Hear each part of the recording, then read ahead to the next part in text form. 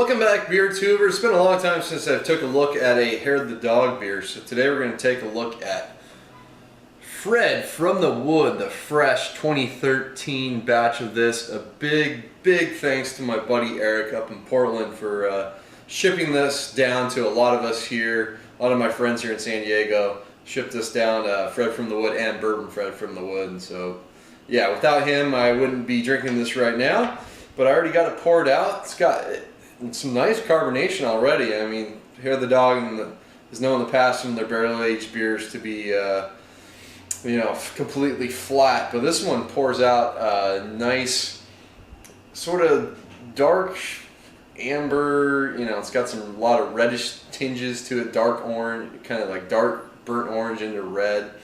I've never reviewed the regular Fred, but screw it. We're going to go right into the barrel-aged version.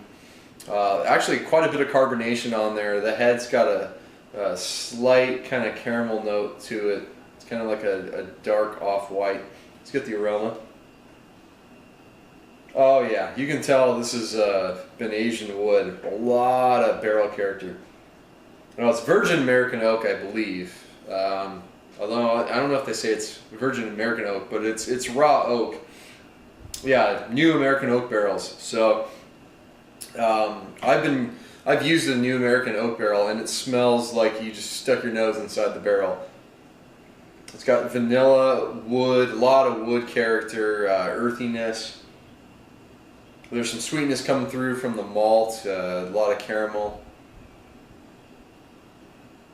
A little bit of almost like a smoky tobacco note. Maybe a little bit of a cherry character in there as well. It smells good. Let's dig in. Cheers.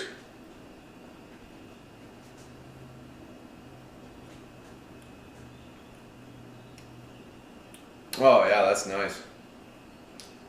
It's not too oaky for me. I know a lot of people out there that don't like tasting beers in new American oak barrels because it's got a lot of raw or tannin character to the beer, but I'm usually a fan of that as long as it's been aged long enough and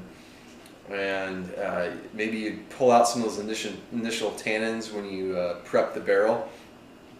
But yeah, oh yeah, that's nice. Big oak flavor. If you don't like the raw oak, you'll probably hate this beer. So you get a lot of that new oak vanilla and character. It's a little different than, say, if they put it in a bourbon barrel, and maybe I should have done the bourbon version too, but might get to that another time, we'll see. But that's kind of why I get a lot of that first. There's some sweetness, the beer dries out nicely. Forget the alcohol on this one. 10%. Yeah, it's a big beer, but it's hidden pretty well. It's got some enough carbonation to kind of cleanse the palate. The beer dries out with that initial sweetness. You're getting that caramel, toffee notes, big breadiness, some of that cherry notes in there, and add some nice sweetness midway through. But it dries out real nicely. You start to pick up that woody, earthy tannin character in the end, and then the alcohol, of course, helps dry it out. You feel it, but you don't taste it or smell it, which is just a big plus for this beer.